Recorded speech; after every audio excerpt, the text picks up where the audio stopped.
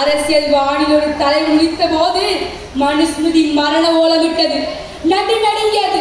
2000 ஆண்டு கால மனுஸ்மிருதி என்னும் பழமைவாதத்தை, முடநாற்றத்தை அந்த தலைவன் 2 ஆண்டுகளில் வெட்டி சேர்த்த போது நாம் பெருமூச்சு விட்டோம். இங்கிருக்கும் அறிஞர்களையும் பெரியோர்களையும் பெற்றோர்களையும் வணங்கி என் போன்ற மாணவ செல்வங்களுக்கு ஒரு கேள்வி விடுக்கிறேன். அந்த மாபெரும் தலைவர் யார்? ஆம், அந்த மாபெரும் தலைவர் டாக்டர் பாபா சாஹிப் அம்பேத்கர். அவரை பற்றி நான் பேச வந்துள்ளேன். அழகிய அம்பாதேயில் ராம்ஜி மாலோஜி ஜக்பாலுக்கும் பீமாபாய் அம்மையாருக்கும் 1891 ஆண்டு ஏப்ரல் திங்கள் 16ஆம் தேதி பீமாராவ் ராம்ஜி அம்பேத்கர் பிறந்தார். நாம் எல்லாம் புத்தகத்தில் மட்டும் பள்ளிக்கு எடுத்து செல்ல வேண்டும் என்பதற்காக அன்றே அம்பேத்கர் ஒரு கையில் புத்தக பையும் மறு கையில் கலர் சாக்கும் தூக்கி சென்றார். ஏன் கலர் சாக்கு அம்பேத்கருக்கு மட்டும் தேவைப்பட்டது? அம்பேத்கர் ஒடுக்கப்பட்ட வகுப்பில் பிறந்ததால் சக மாணவர்களோடு ஒன்று சேர்ந்து அமர முடியாது. வகுப்பறையில் ஒரு ஓரமாக கலர் சாக்கை விரித்து தரையில் தான் அமர வேண்டும். படிக்கும் குழந்தைகளையும் இந்த பாழா போன மனுஸ்மிருதி விட்டு வைக்கவில்லை. எண்ணியாக எய்துவ எண்ணியார் திருநீராக பெறி என்ற குரலுக்கேற்ப உயர்ந்தார். மாபெரும் அறிஞராக உயர்ந்தார் டாக்டர் பாபா சாஹிப் அம்பேத்கர். கற்பி, ஒன்று சேர், புரட்சி செய். நான் யாருக்கும் அடிமை இல்லை, எனக்கும் யாரும் அடிமை இல்லை என வழங்கு. கற்பி, ஒன்று சேர், புரட்சி செய். பலிபீடங்களில் ஆடுகளை தான் பலியிடுகிறார்கள், சிங்கங்களே அல்ல. சிங்கங்களாக சுயமரியாதையோடு வாழ்வோம் என கர்ஜியுங்கள்.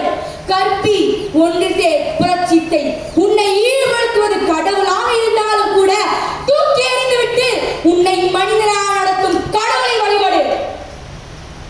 நாமே சாதியால் தான் சமூகம் என்றால் வீசும் காற்றில் விஷம் பரவட்டும். சாதியால்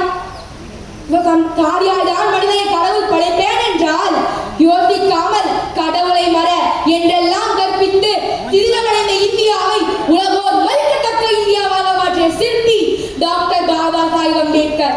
அம்பேத்கர் இந்திய மக்களின் விடுதலையை 3 தரங்களில் அமைத்தார். அரசியல் விடுதலை, சமூக விடுதலை, பொருளாதார விடுதலை. அரசியல் விடுதலையை சட்டமாக, புரட்சிகர சட்டமாக தந்துவிட்டார். சமூக விடுதலை ஆய்வு செய்த போது அது பெண் விடுதலையில் பெரும்பகுதி அடங்கியிருப்பதை உணர்ந்தார். அந்த விளைவே இந்து கோட்டில் பிறந்தது. துஷ்டன் மனுவின் கொடூர சட்டம் பெண்களை உடன்கட்டை ஏற வைத்தது. துஷ்டன் மனுவின் கொடூர சட்டம் பெண்களின் குழந்தை திருமணத்தை ஊக்குவித்தது. துஷ்டன் மனுவின் கொடூர சட்டம் பெண்களின் கல்வி தளத்திலிருந்து அப்புறப்படுத்தியது. காரணம் என்ன?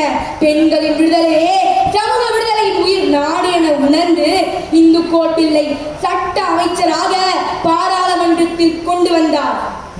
சனாதன பழமைவாதிகள் வாதத்திற்கு கூட விழாவில் இந்து கோட்டில் தோற்கடிக்கப்பட்டது.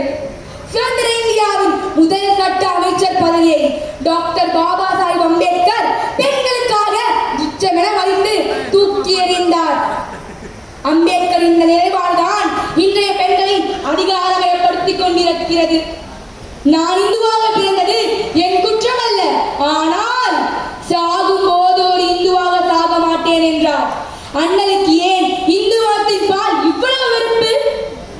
பிறப்பால் ஈடுபடுத்தியதால் பிறப்பால் உயர்வு தாழ்வுகளை கற்பித்தது சனாதன இந்து மதம். உழைக்கும் மக்களை சாதியால் பிரித்தது சனாதன இந்து மதம். அதற்கு சரியான சூடு வைத்தார் அண்ணல் அம்பேத்கர். லட்சோப லட்ச மக்களுடன் தானும் புத்த மதத்திற்கு மாறி அண்ணல் சொல்லியதை போல் சாகும் போது ஒரு புத்திஸ்டாகவே மறைந்தார்.